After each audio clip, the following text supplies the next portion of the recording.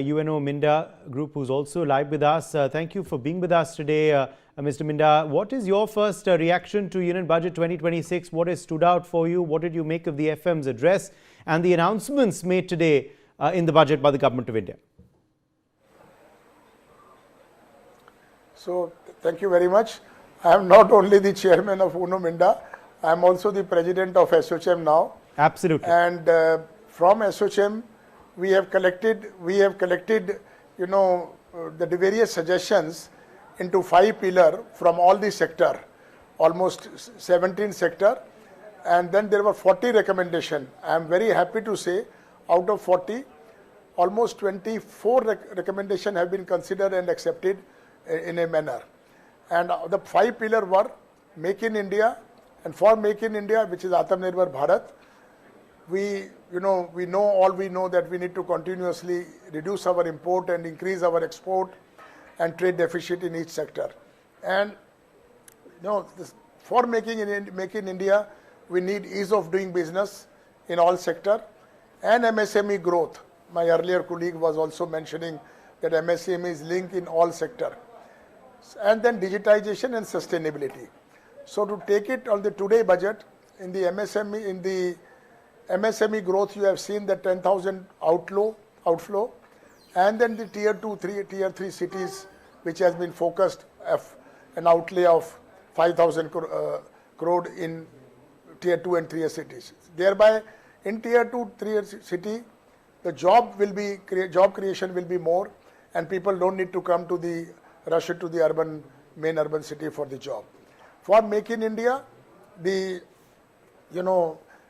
ECMS schemes of outflow of 22,000 to 40,000 is one of the great initiative, and Semicon 2.0, again a very great initiative, and ease of doing business. In the pillar, you must have seen the simplification of the tax regime, whether it is custom duty or income tax, and again in the manufacturing, the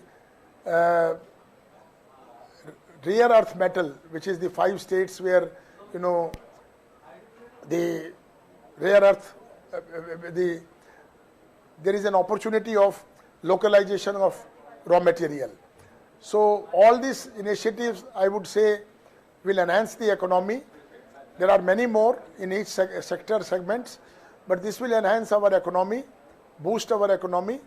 We have already, in the last 11 years, we have crossed from a position of 10th to 4th largest economy, and I see that we are moving towards Viksit Bharat 2047 with 35 trillion economy. Mr. Minda, now there has of course been a big push for Atmanirbharta and this Swadeshi movement, to offset the tariff impact. Do you believe today's budget also has a lot for us, for the sectors and domestic manufacturing to go Atmanirbhar? In today's budget, do you believe there were measures that will help offset this tariff impact and the geopolitical uncertainties that you're seeing in the world today? One definitely is the rare earth aspect that you spoke about to counter China, but what else, sir? The MSME growth I mentioned, the outlook for the MSME growth is one of the major, input, and again I said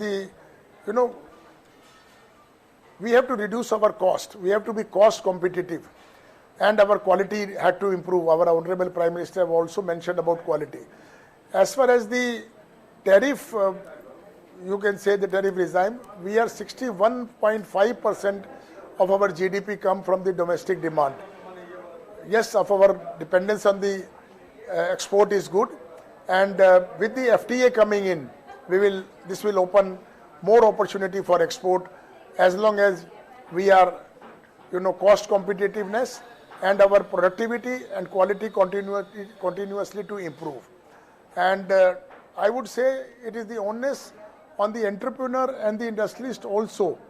How can we, use the different kind of benefits and regime government incentives are giving. But we also requested to speed up government. They have also done this. They have requested states to disburse all the incentives and subsidies, whatever has been committed. I think all that in place, if it is happen, I see no doubt that we will be net surplus in each sector with the import versus export trade deficit. Your company's, your company's sector now, as far as the auto sector is concerned, were you happy with what today's budget contained? Also, the GST reforms unleashed last year, towards the end of last year. Now the impact of that is also being felt, particularly in the auto sector. Are you seeing that, sir? And are you hopeful of that in the days ahead as well, as this sector continues to grow? Yeah, I would, first of all, I would say that we are far behind the developed nation of per capita car or per capita two-wheeler. We are 1.4 billion people and our per capita car 48 car, per thousand.